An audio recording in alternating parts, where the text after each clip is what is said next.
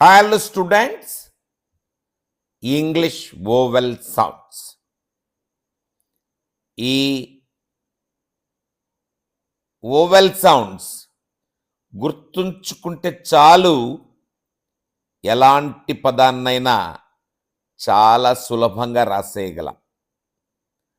చూడండి, ఏ అనే వోవెల్ను ఆ అనే సౌండ్తో పలుకుతాం. ఇది ఫోనిక్ స్క్రిప్ట్ అంటారు దీన్ని. తెలుగులో ఆ అక్షరానికి గుర్తు లేదు కాబట్టి ఫోనిక్ సౌండ్ అలాగే రాశాను. ఆ సౌండ్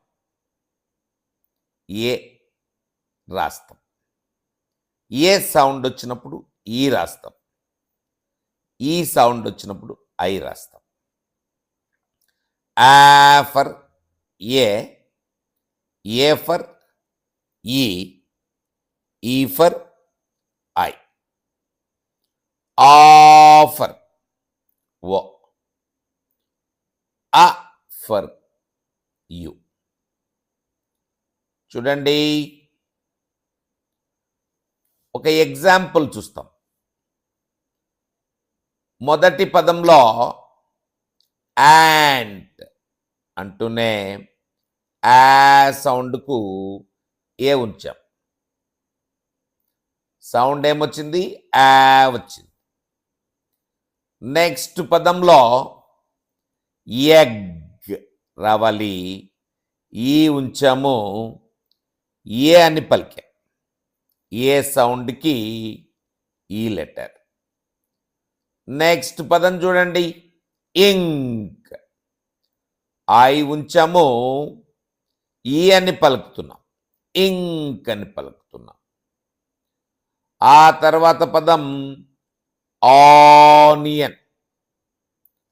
ఓ ఉంచితే ఆ అని పలకాలి. Next word umbrella. అ అని పలుకుతున్నాం, యు ఉంచుతున్నాం. ఆ సౌండ్కు ఏ సౌండ్కు ఈ సౌండ్కు ఐ, ఆ సౌండ్కు ఓ, అ సౌండ్కి యు. ఇంతే. ఇవి గుర్తుంచుకుంటే చాలు అన్నింటి షార్ట్ సౌండ్స్ వచ్చేస్తాయి. షార్ట్ సౌండ్స్, లాంగ్ సౌండ్స్ అని రెండు రకాలు ఉంటాయి ఇంగ్లీష్ వోవెల్స్కి. ఎందుకంటే ఇంగ్లీష్ వోవెల్స్ చాలా తక్కువ కాబట్టి ఒక్కొక్క అక్షరానికి షార్ట్ సౌండ్ అని, లాంగ్ సౌండ్ అని ఉంటాయి. ఇక లాంగ్ సౌండ్స్ చూస్తాం. లాంగ్ సౌండ్స్ను ప్రత్యేకంగా గుర్తుంచుకునేది ఏం లేదు. ఏ అక్షరాన్ని ఏ అనే పలుకుతాం. ఈగానే, ఐగానే, ఓగానే, యుగానే పలికితే వాటిని లాంగ్ సౌండ్స్ అంట. ఇప్పుడు ఎగ్జాంపుల్స్ చూడండి. ఏరోప్లేన్, ఏ అని పలుకుతున్నాం, ఏఈ అని రాస్తున్నాం. అక్కడ ఏ సౌండ్ యాజ్ ఇట్ ఈజ్, అక్షరం సౌండే. నెక్స్ట్ ఇంగ్లీష్ చూడండి, ఈ అని పలుకుతున్నాం, ఈ అనే అక్షరం ఉంచుతున్నాం. నెక్స్ట్ ఐడియా, ఐ అనే అక్షరమే, పలుకు కూడా అదే. ఓపెన్, అక్షరం ఓ, పలుకు కూడా ఓనే. యూరియా, అక్షరం యు, పలుకు కూడా యూనే. వీటిని లాంగ్ సౌండ్స్ అన్నా.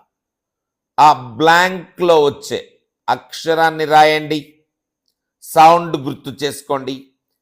ఆ for A for E for I, ఆ ఫర్ ఓ, అ ఫర్ యు.